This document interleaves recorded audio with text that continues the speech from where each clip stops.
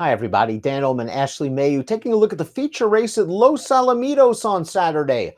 Let's throw up the field for race number 9. We're going a two-turn mile. This is the Bertrando Stakes for Calbred or Sired. We've got a field of 6 in here, and Bob Baffert, who has historically a very good record at Los Alamitos, he'll send out the number 3, Cowboy Mike, who was beaten at odds on last time out, but earned a very strong Beyer speed figure. A huge Beyer speed figure, a 94, 2 back, was able to win with a 96. That was going a little bit further, though, at a mile and a 16th. And I think the big thing with Cowboy Mike, he does have that one local win at Los Al, which I think bodes well for him in some sense. It was at a mile distance, and we talk about it every time we talk about a two-turn race at Los Al or even the one-turn races. The stretch is very long there, and I think it plays well to some horses and not so much to others. And I think it does play well to Cowboy Mike because when we watch his last race a little bit later on, you'll see he was kind of getting out on the turn and wasn't seemingly to keep pace. I think he runs the straights better than he does the turns. We'll throw up our Timeform US pace projector, and we're expecting Cowboy Mike, a horse with good tactical speed, to be right up and on the lead, along with Tom Horn, who is stretching out for the first time. I won't be surprised if Tyler Bays is very aggressive with the number 5. Yeah, I wouldn't be surprised at all either, just looking at his most recent win at the 6 furlong distance and just go down the page. I mean, even some of his turf sprints at Del Mar, he doesn't like to be too far back. I think an interesting horse in this field is the outside runner, Lovesick Blues. When you look at him, he comes out of sprints as well. And I kind of like where he might get a good trip in here. He might be mid-pack, knowing that he's coming out of sprints. He doesn't necessarily want the lead in sprints, but he's been close enough to some fast paces. A horse that might be able to tuck in behind the leaders is the number 1, Don't Fight the Fed, coming off of a good turf effort. Don't Fight the Fed was a winner on dirt 2 starts back, and it seems like they all have a chance turning into the stretch. But Don't Fight the Fed immediately spurts clear outside of the furlong pole, and he wins this race very comfortably. He's so lightly raced that we might not have seen his best just yet. I think that might be the case. His last two have both been really strong, and you look at the way that he was able to draw away from this field in the end. I completely agree. When you look at the top of the stretch, there's a lot of horses that are there, and then he kind of established himself as kind of the lone horse out on the lead in the end. So I like that performance. It was going back kind of to a mile. He had that one start off the long layoff where he had the 6.5 furlong race, probably too short for him. And just to see him in those last two, both at a mile, regardless of surface, he's really turned the corner.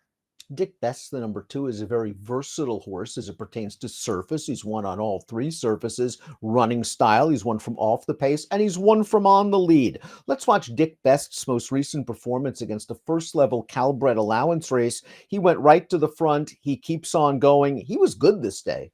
He was really good this day. And you look at the fractions, I think they kind of were, he was able to set things to his liking. If you look at 23 and 1, 47, 111, and then a final time of 137. But regardless, he still draws away here. No one else was there in the end. And he's handy. I mean, he's won on all the surfaces. I think looking at that effort, I think it's been a step up from his prior turf efforts, excuse me, especially those last two on the turf. He's kind of turned the corner. His number, I think, was respectable. I just think, where do we see him fitting against this group? There's some speed signed on. There's a lot of horses that were pretty impressive in their most recent outings. The Baffert train runner, the number 3, Cowboy Mike, has seemingly come back a bigger, stronger individual this year as a 4-year-old. 2 wins, and then just missing in this race, a tough open second-level allowance at Santa Anita.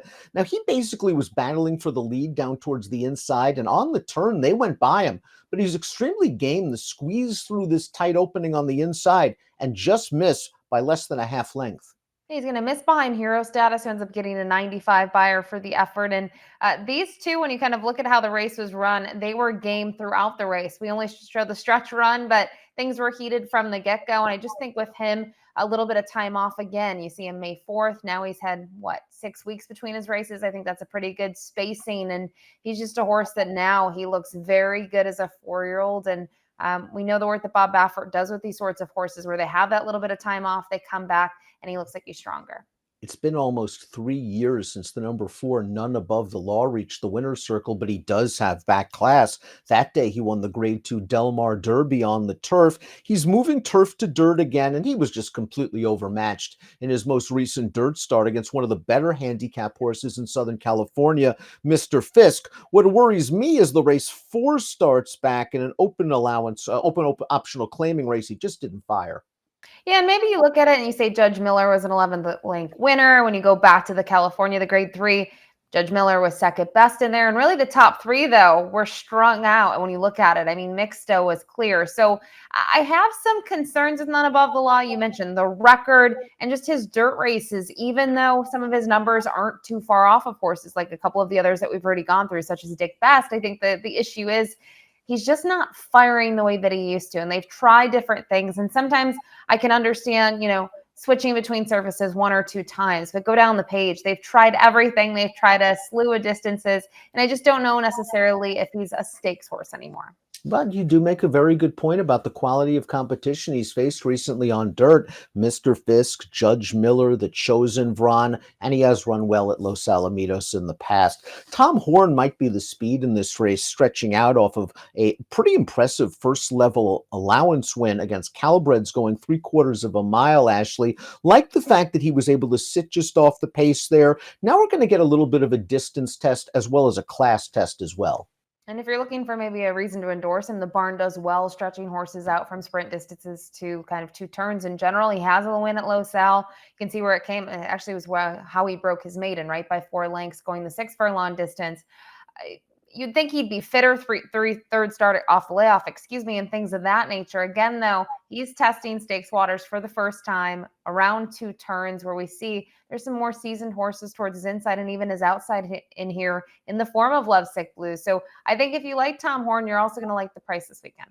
Lovesick Blues, he's run 34 times in his career, only 3 times against stakes competition, but he's hit the board in all 3 of those races, including this particular race last year. He's going to stretch out in distance, I think a mile as well within his scope, and he's another horse, as you mentioned, that has good tactical speed and competitive back buyer speed figures. He really does. And you go down the page, I mean, he's firing off big numbers. He's usually around a 90. That's kind of his number. And it doesn't matter the surface. He has plenty of experience at Los Al. He's always picked up a check there. And I think with how we think the pace is going to set up, I think from him going from a sprint to a 2-turn distance won't hurt him at all. You look at him at the distance, he's done okay. So he's a handy horse. I'd love to own a horse like him, Dan. And I think the big thing at the end of the day is, where do you endorse him? To me, he's respectable for a minor piece. Let's take a look at our top selections for the Bertrando, the feature race at Los Alamitos. We both agree on Cowboy Mike. His buyer speed figures speak for himself. Baffert's record at Los Alamitos speaks for itself, and he should be right in the thick of things when they turn into the long stretch. Yeah, I'm just a little concerned when you look at those buyers, right? They are better than everyone else. And even if you try to make a case for someone else, you look at the times of the races and how he's done it. I found it tough. Obviously, my second choice in here is Don't Fight the Fed. I just could not use him on top because I do think Cowboy Mike's just a stronger horse. But Don't Fight the Fed might make your exotics in here, assuming Cowboy Mike will be the favorite. Thinking Lovesick Blues will get bet. Maybe you split the favorites and make your exacta. I'll go 3-6-1-4. It's the Bertrando, and we'll see if Baffert kicks off this Los Alamitos meet with a bang.